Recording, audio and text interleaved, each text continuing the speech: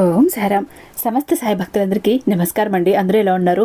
అందరూ కూడా బాబా గారి దయ వలన ఇప్పుడు ఆనందంగా ఆరోగ్యంగా ఉండాలని, మీరు కోరిన కోరికలన్నింటినీ కూడా బాబా గారు తీర్చేయాలని మీ తరపున నేను కూడా బాబా గారిని మనస్ఫూర్తిగా కోరుకుంటూ ముందుగా బాబా గారి పాదపద్మాలకి ఒక్కసారి నమస్కరించుకుని వీడియోలకైతే వెళ్ళిపోదాం.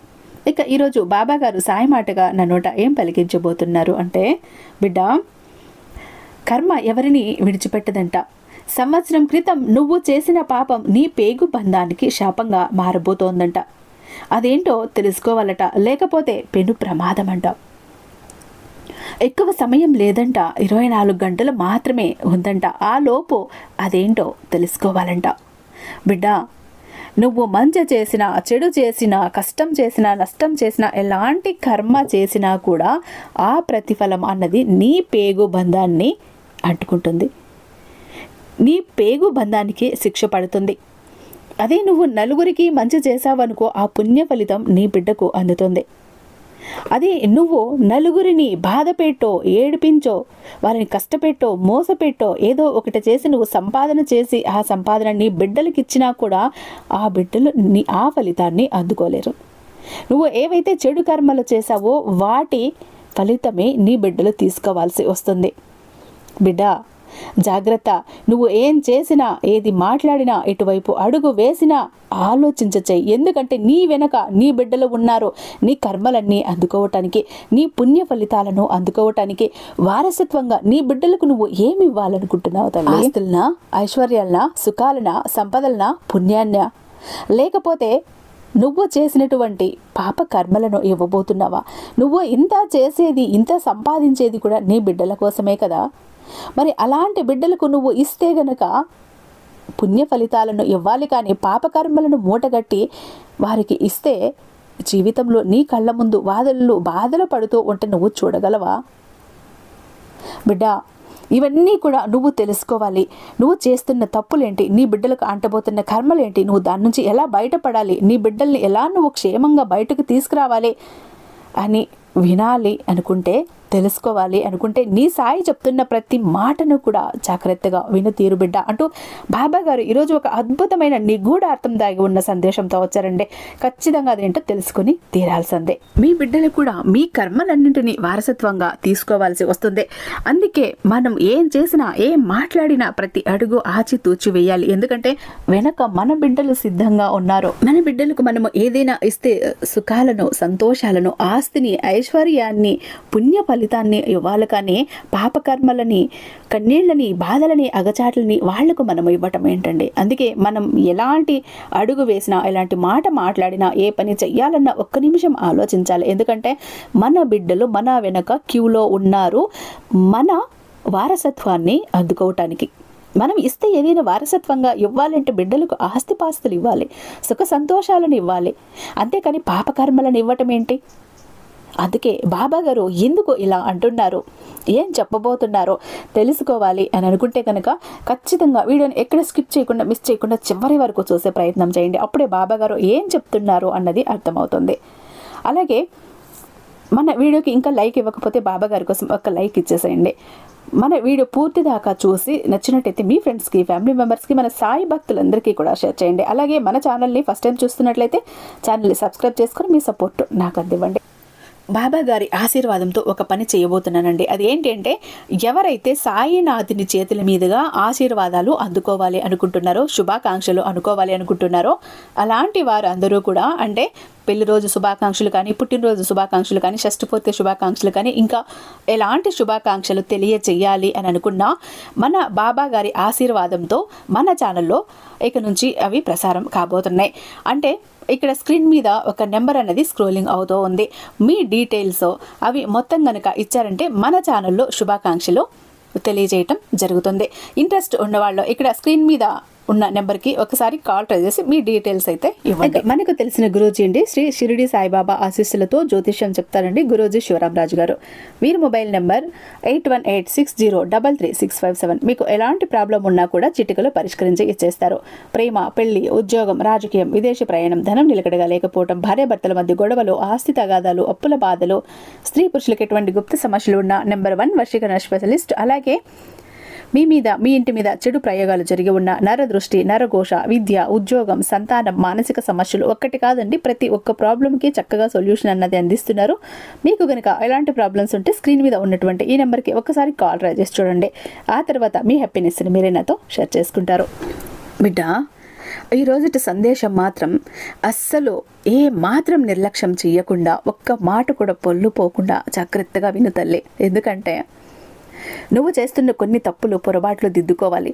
నీ బిడ్డకు వారసత్వంగా అవి నువ్వు ఇవ్వటానికి ఎట్టి పరిస్థితుల్లో కూడా వీల్లేదు. అందుకే నీ సాయి తండ్రి నిన్ను హెచ్చరించాలని వస్తున్నాడు. నీ బిడ్డలకు నువ్వు పూల బాట వేసి అందిస్తే నీ బిడ్డలు పూల బాటలో నడుస్తారు, లేదా ముళ్ళ బాట వేసి అందిస్తే ముళ్ళ బాటలో నడుస్తారు. నీ బిడ్డలో ఏ దారిలో నడవాలి, ఏ దారిలో నడిపించాలి అనుకుంటున్నావు? పూల దారిలోనా, ముళ్ళ దారిలోనా? నువ్వే ఆలోచించుకో. ఇవన్నీ నీకు అర్థం కావాలంటే ఒక చిన్న కథ రూపంలో చెప్తాను బిడ్డ. నువ్వు చేస్తున్న తప్పులేంటి, పొరపాట్లేంటి విన్నామంటే గుండె జల్లుమంటుంది. నా బిడ్డలకు నేను ఇవన్నీ వారసత్వంగా ఇవ్వబోతున్నానా అంటూ నువ్వే బాధపడతావు. నీ కళ్ళల్లో నీళ్లు జలజల రాలిపోతాయి. ఒక్క 2 నిమిషాలు విడబిడ్డ. తల్లిదండ్రులు చేసిన మంచి చెడుల ఫలితాన్ని పిల్లలు అనుభవించాల్సి వస్తుందా? ఒకప్పుడు ఒక తపస్వి తన ఆశ్రమంలో నివసించేవారు. ఒకరోజు అతని భార్య అతనిని అడిగింది, స్వామి, తల్లిదండ్రులు చేసిన మంచి చెడుల యొక్క ఫలితాలను పిల్లలు అనుభవించాల్సి వస్తుందా అని. అప్పుడు ఆ మహాత్ముడు చెప్పాడు, దేవి, నేను నీకు ఒక కథను చెబుతాను. దీన్ని విన్న తర్వాత నీకు అర్థమవుతుంది తల్లిదండ్రులు పనులు ఫలితంగా పిల్లలు పరిస్థితిని ఎలా మారబోతోంది అని. అప్పుడు ఆ మహాత్ముడు కథను చెప్పడం ప్రారంభించాడు. ఓ దేవి, ఇది నిజంగా జరిగినటువంటి ఒక కథ. ఒక ఊరిలో ఒక నిరుపేద వ్యక్తి ఉండేవాడు. అతడు చాలా పేదవాడు. రోజంతా కష్టపడి పనిచేసి తన కుటుంబాన్ని పోషించుకునేవాడు. అతడు తనకు వచ్చిన సంపాదనతో కొంత డబ్బుని ప్రతిరోజు దానం చేసేవాడు. మిగతా డబ్బుతో తన కుటుంబాన్ని పోషించేవాడు. ఈ విధంగా కొంతకాలం గడిచిన తర్వాత అతడు ఇంట్లో ఒక అబ్బాయి పుట్టాడు. ఇప్పుడు ఆ కుటుంబంలో 3 సభ్యులు, భార్య, భర్త, కుమారుడు. కానీ కాలక్రమేణా ధరలు పెరగటంతో కుటుంబ పోషణ కష్టమైంది. ఒకరోజు అతని కుమారుడు తన తండ్రిని ఇలా అడిగాడు, నాన్న, నీకు వచ్చే సంపాదనలో మీరు ఎందుకు దానం చేస్తారు? మనం ఎంతో కష్టంతో జీవిస్తున్నాం కదా, అలాంటిది మీరు దానం ఎందుకు చేస్తున్నారు అని అడిగాడు. అప్పుడు ఆ తండ్రి ఆ బిడ్డను చూస్తూ మౌనంగా ఉండిపోయాడు. అప్పుడు ఆ తల్లి చెప్పింది, నాన్న, అలాంటిది ఏమీ లేదు. మీ నాన్నగారు రోజు సంపాదించిన దాంట్లో కాస్త దానం చేస్తాడు. అది నీ కోసమే, ఇతరుల కోసం కాదు అని చెప్పింది. కానీ ఆ అబ్బాయి చిన్నవాడైన కారణంగా అసలు దీని అర్థం తెలుసుకోలేకపోయాడు. ఆ పెద్ద మనిషి కుమారుడు నెమ్మదిగా పెరుగుతూ ఉన్నాడు. ఇప్పుడు అతనికి 16 సంవత్సరాలు వచ్చాయి. సాయంత్రం పేదవాడు పనిని ముగించుకుని ఇంటికి వెళ్తుండగా ఒక గేదె తారసపడింది. అంటే అతనిపై దాడి చేసింది. దాంతో అతడు అక్కడికక్కడే మరణించాడు. తండ్రి మరణ వార్త విన్న కుమారుడు అలాగే అతని భార్య ఎంతో దుఃఖించారు. ఒకరోజు ఆ బాబు తన తల్లిని అడిగాడు, అమ్మా, నాన్న చనిపోయారు. ఆయన ఉన్నప్పుడు ఎక్కువగా సంపాదించింది ఏమీ లేదు. తనకు వచ్చే జీతంలో మిగిలిన వాళ్ళకి దానం చేస్తూ ఉండేవాడు. మనకంటూ ఏమీ మిగల్చలేదు కదా. కానీ ఇప్పుడు మనం ఎలా బతుకుతాం? మన కడుపు ఎలా నిండుతుంది అని అడిగాడు. అప్పుడు ఆ తల్లి కొడుకుని చూస్తూ చెప్పింది, పేదరికంలో ఉన్న ఇంట్లో వారికి ఎవరు కూడా సహాయం చెయ్యటానికి ముందుకు రారు. కేవలం ఆ భగవంతుడు తప్ప ఉండరు అని చెప్పింది. దాంతో ఆ కుమారుడు చెప్పాడు, అమ్మా, అలా అనుకోవద్దు. నేను ఇప్పుడే యమధర్మరాజు వద్దకు వెళ్తాను. అక్కడికి వెళ్ళి మన పేదరికం చూసైనా మన తండ్రిని మనకు అప్పగించమని నేను వేడుకుంటాను అని చెప్పాడు. ఆ మాటలు విన్న తల్లి వద్దు అని నివారిస్తుంది. అలా వెళ్ళటం మనకు సాధ్యం కాదని కూడా చెప్పింది. కానీ తన తల్లి మాటలు వినిపించుకోలేదు ఆ కొడుకు.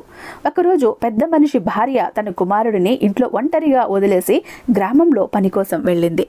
అప్పుడు ఆ అబ్బాయి తన తండ్రిని తీసుకువచ్చేందుకు తల్లికి తెలియకుండా మీ అమ్మ యమధర్మరాజు వద్దకు వెళ్ళాలని నిర్ణయించుకుంటాడు.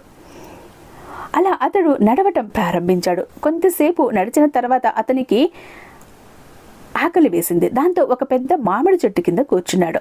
దాంతో అప్పుడు ఆ చెట్టు మానవ స్వరంతో చెప్పింది, బాబు, నువ్వు ఎక్కడికి వెళ్తున్నావు? ఇంత అలసిపోయావు అని అడిగింది. అప్పుడు ఆ అబ్బాయి అంటాడు, నేను ఒక పేదవాడిని. నేను ఒక పేద కుటుంబంలో జన్మించాను. నా తండ్రిని తీసుకువచ్చేందుకు యమధర్మరాజు వద్దకు వెళ్తున్నాను అని అన్నాడు. అప్పుడు అదంతా విని ఆ చెట్టు చెప్పు, బాబు నేను ఇక్కడ ఎన్నో ఏళ్ళగా నిలబడి ఉన్నాను, కానీ నా ఒక్క ఆకు కూడా నేలపై పడటం లేదు, నా కొమ్మలు ఎప్పుడు ఎండిపోవు, నా గత జన్మ పాపం ఏంటో యమధర్మరాజుని అడిగిరా, ఇంకా ఎన్నాళ్ళు నేను ఇలా నిలబడాల్సి వస్తుందో అని అడుగు అని. అప్పుడు ఆ అబ్బాయి చెప్తాడు, సరే అయితే ఖచ్చితంగా నేను యమధర్మరాజు దగ్గరికి వెళ్ళి ఆ విషయమై అడుగుతాను అని చెప్తాడు. ఆ తర్వాత ఆ అబ్బాయి అలా చెప్పి ముందుకు నడవటం ప్రారంభించాడు. కొంత దూరం వెళ్ళిన తర్వాత ఒక పెద్ద పాము దారిలో అతడికి కనిపించింది. ఆ పామును చూసి భయంతో వణికిపోయి అతడు పారిపోతుండగా ఆ పాము మానవ స్వరంతో చెప్పింది, బాబు భయపడుకో, నువ్వు ఎవరు, ఎక్కడికి వెళ్తున్నావు అని అడిగింది. అప్పుడు ఆ అబ్బాయి తన చేతులు జోడించి, ఓ నాగరాజా, నేను ఒక పేదవాడి కుమారుడిని, నా తండ్రిని తీసుకువచ్చేందుకు యమధర్మరాజు వద్దకు వెళ్తున్నాను అని చెప్పాడు. అది విని అప్పుడు పాము చెప్పింది, బాబు యమధర్మరాజు వద్దకు వెళ్ళినప్పుడు నా కోసం ఒక ప్రశ్న అడుగుతావా? నేను చాలా ఏళ్లుగా ఇక్కడే ఉన్నాను, కానీ కదలలేకపోతున్నాను, నా శరీరంలో ప్రాణం ఉన్నా నేను కదలలేను, నా గత జన్మ పాపం ఏంటో నీవు దయచేసి ఆ యమధర్మరాజుని అడిగి తెలుసుకుంటావా అని అన్నది. అప్పుడు ఆ అబ్బాయి, సరే నేను నీ ప్రశ్నను తప్పకుండా యమధర్మరాజు గారిని అడుగుతాను అని చెప్పి అంటాడు. అలా చెప్పి అబ్బాయి ముందుకు నడవసాగాడు. అలా వెళ్తూ వెళ్తూ దారి మార్గంలో ఒక రైతుని కలిశాడు. రైతు అడిగాడు, బాబు నువ్వు ఎక్కడికి వెళ్తున్నావు? చాలా మృదువుగా సున్నితంగా కనిపిస్తున్నావు, ఇంత ఎండలో ఎక్కడికి వెళ్తున్నావు నాన్న అని అడిగాడు. అప్పుడు ఆ బాబు చెప్పాడు, నేను ఒక పేద రైతు కుమారుడిని, నా తండ్రిని తిరిగి తీసుకువచ్చేందుకు యమధర్మరాజు గారి వద్దకు వెళ్తున్నాను అంటాడు. అప్పుడు ఆ రైతు అంటాడు, బాబు నువ్వు యమధర్మరాజు వద్దకు వెళ్తున్నావు కదా, అప్పుడు యమధర్మరాజు గారిని కలిసినప్పుడు నా కోసం ఒక ప్రశ్న అడుగుతావా? నేను ఇక్కడ ఎంతో కాలంగా ఒక బావిని తవ్వుతున్నాను ప్రయాణికుల కోసం దాహం తీర్చుకోవటానికి, కానీ ఇప్పటి వరకు ఇందులో మంచినీళ్లు రావటం లేదు, ఇంత లోతుగా తవ్వినా నా మునుపటి జన్మలో నేను ఏం పాపం చేశానో తెలియదు, అందుకే నీళ్లు రావటం లేదు, అసలు ఇందులో నీళ్లు ఎందుకు రావటం లేదు, వస్తాయో లేదో, ఏం చేస్తే నీళ్లు వస్తాయో తెలుసుకునిరా అని అంటాడు. అప్పుడు ఆ అబ్బాయి చెప్పాడు, సరే నేను ఖచ్చితంగా మీ ప్రశ్నలు యమధర్మరాజు గారి వద్ద అడుగుతాను అని అంటాడు. అలా చెప్పి ఆ అబ్బాయి అక్కడి నుంచి వెళ్ళిపోసాగాడు. కొంత దూరం వెళ్ళిన తర్వాత అతనికి ఒక పెద్ద చెరువు కనిపించింది. అప్పుడు ఆ అబ్బాయి చెరువు ఒడ్డున వెళ్ళి నీళ్లు తాగటం ప్రారంభించాడు తన దాహం తీర్చుకోవటానికి. అప్పుడు ఆ సమయంలో ఆ చెరువులో ఒక బాతు తేలుతూ వచ్చి అడిగింది, బాబు నువ్వు ఎవరివి, ఎక్కడికి వెళ్తున్నావు అని. అప్పుడు ఆ అబ్బాయి చెప్పాడు, నేను ఒక పేదవాడి కుమారుడిని, నా తండ్రిని తీసుకువచ్చేందుకు యమధర్మరాజు గారి వద్దకు వెళ్తున్నాను అని అంటుంది. అప్పుడు ఆ అబ్బాయితో ఆ బాతు మాట్లాడుతూ, బాబు ఒక ప్రశ్న నా ప్రశ్నగా యమధర్మరాజు గారిని అడుగుతావా? నేను చాలా కాలంగా ఈ చెరువులో తేలుతూ తిరుగుతూ ఉన్నాను, కానీ ఎన్నో ఏళ్ళు గడిచిపోయాయి, కానీ నేను ఎప్పటి నుండో చెరువులోనే ఉంటున్నాను, నా మునుపటి జన్మలో నేను ఏం పాపం చేశానో దీనివల్ల నేను ఈ జన్మలో ఈ చెరువులోనే ఉంటున్నాను, దీనికి గల కారణం ఏమై ఉంటుందో ధర్మరాజు గారిని అడిగి తెలుసుకుని వస్తావా అని అడిగింది. అప్పుడు ఆ అబ్బాయి, సరే నేను ఈ ప్రశ్న ఖచ్చితంగా యమధర్మరాజు గారి వద్దకి తీసుకువెళ్ళి అడుగుతాను అని చెప్పి ఆ అబ్బాయి ముందుకు నడవసాగాడు. కొంత దూరం వెళ్ళిన తర్వాత చెరువుకి మరోవైపుకి చేరుకున్నాడు. అప్పుడు అక్కడ చూశాడు, ఒక చనిపోయిన కొంగ నేలపై పడి ఉంది. అప్పుడు ఆ అబ్బాయి ఆ కొంగను దాటి ముందుకు వెళ్ళిపోతున్నాడు. అప్పుడు ఆ చనిపోయిన కొంగ మానవ స్వరంతో మాట్లాడుతూ, బాబు నువ్వు ఎవరివి, ఎక్కడికి వెళ్తున్నావు అని అడిగింది. అప్పుడు అతడు చెప్పాడు, నేను ఒక పేదవాడి కుమారుని, నా తండ్రిని తిరిగి తీసుకువచ్చేందుకు యమధర్మరాజు గారి వద్దకు వెళుతున్నాను అన్నాడు. అప్పుడు ఆ కొంగ ఇలా చెప్పింది, బాబు యమధర్మరాజు గారి వద్దకు వెళ్తున్నావు కదా, నా ప్రశ్న ఒకటి అడుగుతావా? నేను ఈ చెరువులో చాలా కాలంగా చనిపోయి పడి ఉన్నాను, అప్పుడప్పుడు నీటి అలలు వస్తున్న శరీరం చెరువులోనికి వెళ్ళటం లేదు, మరి ఎలా బయటకు వచ్చి ఒడ్డున పడుతోంది, ఎన్నాళ్ళకైనా ఇలానే జరుగుతూ ఉంది, నేను ఇన్నాళ్ళు ఎలా ఉండాలి ఇక్కడ అని నాకు బాధగా ఉంది అంటూ, నేను ఏం పాపం చేశానో తెలీదు, అందుకే ఈ శిక్ష నాకు పడింది, నేను దీనికి గల అసలు కారణం ఏంటో తెలుసుకోవాలనుంది, తెలుసుకొని వస్తావా అని అన్నది. అప్పుడు ఆ అబ్బాయి చెప్పాడు, సరే నేను ఖచ్చితంగా మీ ప్రశ్నను యమధర్మరాజు గారి వద్దకు తీసుకువెళ్ళి అడుగుతాను అని చెప్పి అబ్బాయి అక్కడి నుంచి వెళ్ళసాగాడు. అబ్బాయి అలా నడుస్తూ నడుస్తూ యమధర్మరాజు దగ్గరికి యమపురికి చేరుకున్నాడు. యమధర్మరాజు గారి దగ్గరికి వెళ్ళి నమస్కరించి చేతులు జోడించి ఇలా అన్నాడు, ఓ యమధర్మరాజా, నా తండ్రి ఎక్కడ ఉన్నాడు? నా తండ్రి ఉన్నప్పుడే తనకు వచ్చిన సంపాదనలో రోజు కాస్త దానం చేస్తూ ఉండేవాడు. మేము కాస్త డబ్బులతోనే జీవితాన్ని కొనసాగించేవాళ్ళం. కానీ ఇప్పుడు నా తండ్రి కూడా లేడు. నేను నా తల్లి ఆకలితో అలమటిస్తున్నాం. దయచేసి నా తండ్రిని త్వరగా ఇంటికి పంపించండి అని అడిగాడు. అప్పుడు యమధర్మరాజు అబ్బాయి మాటలు విని, సరే, నీ తండ్రిని త్వరగా ఇంటికి పంపుతాను, ముందు నువ్వు ఇక్కడే కూర్చో అని చెప్తాడు. తర్వాత అబ్బాయిని తన దగ్గర కూర్చోబెట్టుకుని అక్కడికి భోజనం పెట్టాడు. ఆ అబ్బాయికి భోజనం చేసిన తర్వాత ఆ యమధర్మరాజు ఇలా అన్నాడు, ఇంకా ఏం కావాలి నీకు అని.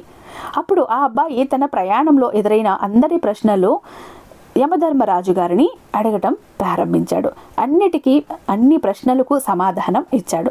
తర్వాత చెప్పాడు, బాబు, ఇక నువ్వు వెళ్ళేటప్పుడు అందరికీ సమాధానాలు తెలియజేయి. ఇప్పటి నుండి నువ్వు నీ ఇంటికి వెళ్ళు. నీ తల్లి ఎదురు చూస్తుంది. నీ తండ్రి ఇంటికి చేరుతాడులే అన్నాడు. దాంతో అబ్బాయి యమధర్మరాజుకి నమస్కరించి తిరిగి తన ఇంటికి నడవసాగాడు. మార్గమధ్యంలో మొదటిగా అతడికి చెరువు ఒడ్డున పడిపోయిన ఆ కొంగను చూశాడు. అప్పుడు ఆ చనిపోయిన కొంగ అబ్బాయిని చూసి ఇలా అన్నది, బాబు, యమధర్మరాజు గారిని నా ప్రశ్న అడిగావా అన్నాడు. అప్పుడు అబ్బాయి అన్నాడు, అవును, నేను మీ ప్రశ్నను యమధర్మరాజు గారిని అడిగాను. అప్పుడు యమధర్మరాజు ఏం చెప్పాడు అంటే, మునుపు నీవు ఒక గొప్ప పండితుడివే, కానీ భూమి మీద ఉన్నప్పుడు జ్ఞానాన్ని ఎవ్వరికీ పంచలేదు. ఇప్పుడు చనిపోయిన తర్వాత కూడా ఆ జ్ఞానం నీలోనే ఉంది. నీవు ఎవరికైనా ఆ జ్ఞానాన్ని చెప్పినప్పుడే నీ ఆత్మకు శాంతి లభిస్తుంది.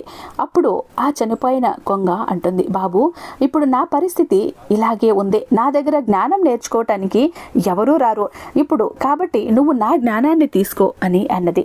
దాంతో ఆ బాబు సరే అని ఒప్పుకున్నాడు. ఆ జ్ఞానం ఇచ్చిన వెంటనే ఆ కొంగ ఆత్మకు మోక్షం లభించింది. ఆ తర్వాత అబ్బాయి ముందుకు వెళ్ళాడు. కొంత దూరం వెళ్ళిన తర్వాత అతడు ఒక బాతుని కలుసుకున్నాడు. ఆ బాతు అడిగింది, నీవు నా ప్రశ్నని యమధర్మరాజుని అడిగావా అని. అప్పుడు యమధర్మరాజు ఇలా అన్నారు అంటూ అబ్బాయి చెప్తాడు, నీవు నీ లోపల అమృతాన్ని దాచుకున్నావు. నీవు అమృతాన్ని ఎవరికైనా ఇస్తే నీ ఆత్మకు శాంతి లభిస్తుంది అని బాతు అన్నది. బాబు, ఇప్పుడు ఈ అమృతాన్ని ఎవరు తీసుకుంటారో నీవే నా అమృతాన్ని తీసుకో అని చెప్పి అప్పుడు ఆ బాతు తన దగ్గర ఉన్న అమృతాన్ని అబ్బాయికి ఇచ్చింది. ఇక అమృతాన్ని అబ్బాయికి ఇచ్చిన వెంటనే ఆ బాతు ఆత్మకు మోక్షం పొందింది. అలాగే అబ్బాయి ముందుకు వెళ్ళాడు. మార్గమధ్యంలో అతని రైతును కలుసుకున్నాడు. అతను ఆ దారి గుండా వెళ్ళే ప్రయాణికుల కోసం బావి తవ్వుతూ ఉన్నాడు. ఆ రైతు అబ్బాయిని చూసి ఎంతో ప్రేమతో అడిగాడు, బాబు, నీవు యమధర్మరాజుని నా ప్రశ్న అడిగావా అని. అప్పుడు అబ్బాయి అవును అడిగాను అన్నాడు.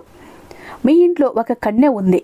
నీవు ఆ అమ్మాయికి వివాహ వయసు వచ్చినా కూడా నీవు ఆమెకు వివాహం చెయ్యకుండా వేరే పనుల్లో నిమగ్నమైపోయి ఉన్నావు. నీ అమ్మాయికి వివాహం చేసే వరకు బావిలో నీరు రావు. ముందు మీ ఇంటికి వెళ్ళి భగవంతుడు మీకు ఇచ్చిన బాధ్యతను పూర్తి చేస్తే మీ కూతురికి వివాహం చేసిన తర్వాత అప్పుడు ఈ బావిని తవ్వటం పూర్తి అవుతుంది. అప్పుడు నీళ్లు పడతాయని చెప్తాడు. దాంతో ఆ రైతు అన్నాడు, నాకు నా కూతురికి పెళ్లి చేసేందుకు వరుడు ఇప్పటికిప్పుడు ఎక్కడ దొరుకుతాడు అన్నాడు. అప్పుడు ఆ అబ్బాయిని చూసి అన్నాడు, నువ్వు చాలా మంచివాడివిగా అందంగా ఉన్నావు. నీవే నా కూతురిని పెళ్లి చేసుకో అని అంటాడు. దాంతో ఆ అబ్బాయి ఒప్పుకున్నాడు.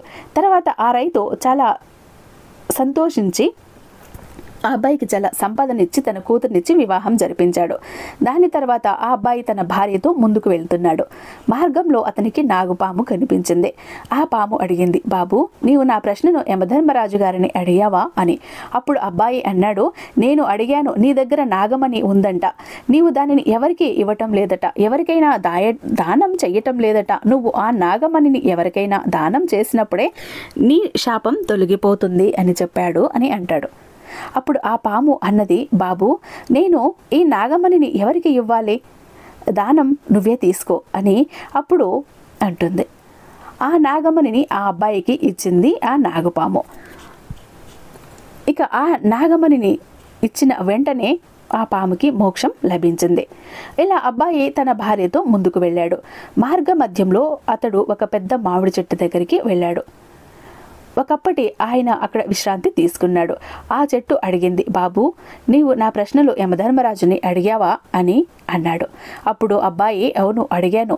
నీవు గత జన్మలో ఒక గురువువి, కానీ విద్యార్థులకు సరైన విద్యను ఇవ్వలేదు. బదులుగా చిన్న చిన్న పిల్లలతో పనులు కూడా చేయించుకున్నావు. అందుకే ఆ పిల్లలు నీకు శాపంగా ఇచ్చారు. అందువల్ల నీవు చెట్టుగా మారిపోయావు. నీవు నీ జ్ఞానాన్ని ఎవరికైనా ఇచ్చినప్పుడే నీ ఆత్మకు మోక్షం పొందుతుంది అని అన్నాడు. అప్పుడు అంతా విన్న ఆ చెట్టు అన్నది, బాబు నాకు ఇప్పుడు ఎవరు దొరుకుతారో నీవే తీసుకో ఆ జ్ఞానాన్ని అంటూ. అప్పుడు ఆ చెట్టు తన వద్ద ఉన్న మొత్తం జ్ఞానాన్ని అబ్బాయికి ఇచ్చింది. ఆ చెట్టు ఆ జ్ఞానాన్ని ఇచ్చిన వెంటనే అది మోక్షం పొందింది. ఆ తర్వాత అబ్బాయి తన భార్య తన ఇంటికి చేరుకున్నారు. అబ్బాయి ఇంటికి చేరుకోగానే అతని తల్లి ఎంతో సంతోషించింది. ఆమె మురిసిపోయింది. బిడ్డ నువ్వు ఎక్కడికి వెళ్ళావు, నీతో పాటు ఈమె ఎవరు అని అడిగింది. అప్పుడు ఆ అబ్బాయి తన తల్లికి జరిగిన ప్రతి విషయాన్ని చెప్పాడు. అప్పుడు అనుకోకుండా తన తండ్రి ఆత్మ అతడికి మెరుస్తూ కనిపించింది ఆకాశంలో. నాన్న నాన్న అంటూ తన తండ్రిని చూడగానే ఆ అబ్బాయి ఎంతో పిలుస్తున్నాడు, అరుస్తున్నాడు. అతను అక్కడి నుంచి తన కొడుకుకి ఆశీర్వాదాలు ఇచ్చాడు. అప్పుడు ఆ అబ్బాయి తెలుసుకున్నాడు తన తండ్రి తిరిగి రావటం సాధ్యం కాదని, ఇక రాడని. కానీ యమధర్మరాజు తన తండ్రి చేసిన ధర్మఫలాన్ని ఆ అబ్బాయికి ప్రసాదించాడు. ఈ కథ ద్వారా మహాత్ముడు తన భార్యకు చెప్పాడు, పిల్లలు తమ తల్లిదండ్రుల పాప పుణ్యాలను ఎలా పొందుతారో, మన కర్మలు ఫలితాలు మనకు ఎలా వస్తాయి అని, మా తల్లిదండ్రులు చేసిన సత్కర్మల వల్ల మనకు ఎలా మేలు జరుగుతుందో అలాగే మనం చేసే మంచి చెడుల కర్మలు మనకు కూడా అలాగే కలుగుతాయి. ఇంతటితో బాబాగారు కథ చెప్పటం ఆపారండి. ఈ కథ ద్వారా బాబాగారికి మనం ఏం చెప్పాలి అని అనుకుంటున్నారు? బిడ్డ నువ్వు ఎవరికైతే ఆకలితో ఉన్న వాళ్లకు అన్నం పెడతావో, దప్పికతో ఉన్న వాళ్ళకి దాహం తీరుస్తావో, నీ దగ్గర 100 రూపాయలు ఉంటే 100 రూపాయలు దానం చేయమని కాదు, 100 రూపాయలు 1 రూపాయి దానం చేస్తే ఆ 1 రూపాయి దాన ఫలితం కూడా నువ్వు కోట్లు దానం చేసినంత పుణ్య ఫలితం నీ బిడ్డలకు తిరిగి వస్తుంది ముందు రోజుల్లో. అలా కాదు, సంపాదించిందంతా నాకే కావాలి, అన్యాయంగా సంపాదించాలి, అక్రమాలు చేసి సంపాదించాలి, మోసాలు చేసి సంపాదించాలి అంటే నువ్వు ఇప్పుడు సంపాదించావు బాగానే ఉంది. మరి నీ చేతిలో మోసపోయిన వారు, నీ చేతిలో గాయపడ్డవారు, నీ చేతిలో దెబ్బతిన్నవారు, నీ చేతిలో నష్టపోయిన వారు, వారి కన్నీళ్లు ఉన్నాయి చూసావు బిడ్డ. అవి ఊరికే పోతాయా? నీ తప్పుకి నీ బిడ్డల్ని బలి చేయాల్సి వస్తుంది. జాగ్రత్త. నువ్వు ఏం పని చేసినా, ఎలాంటి కర్మ చేసినా ఆ కర్మ ఫలితం బిడ్డల్ని వెంటాడుతుంది, నీ పేగుబంధాన్ని వెంటాడుతుంది. నువ్వు ఎంత సంపాదించేది కూడా నీ బిడ్డల సుఖం కోసమే. అలాంటి ముందు రోజుల్లో నీ బిడ్డ సుఖ సంతోషాలకే కరువు అయిపోతాయి అన్నప్పుడు ఈ సంపాదన నీకెందుకు బిడ్డ? అన్యాయమైన సంపాదన నీకెందుకు? జాగ్రత్త. ప్రతి పనిలోనూ ప్రతి అడుగులోనూ ఆచి తోచి ఆలోచించి చెయ్యి. అప్పుడే నీ పేగుబంధం ఎప్పుడూ కూడా సంతోషంగా ఉంటుంది అంటూ బాబాగారు అయితే ఈరోజు చాలా అద్భుతమైన సందేశాన్ని అందించారండి. ఐ హోప్ ఈ వీడియో మీకు నచ్చ ఉందని భావిస్తున్నాను. రేపు మరొక అద్భుతమైన సందేశంతో మీ ముందుంటాను. అంతటిదాకా సర్వేజన సుఖినో భవంతు. ఓం సాయిరామ్.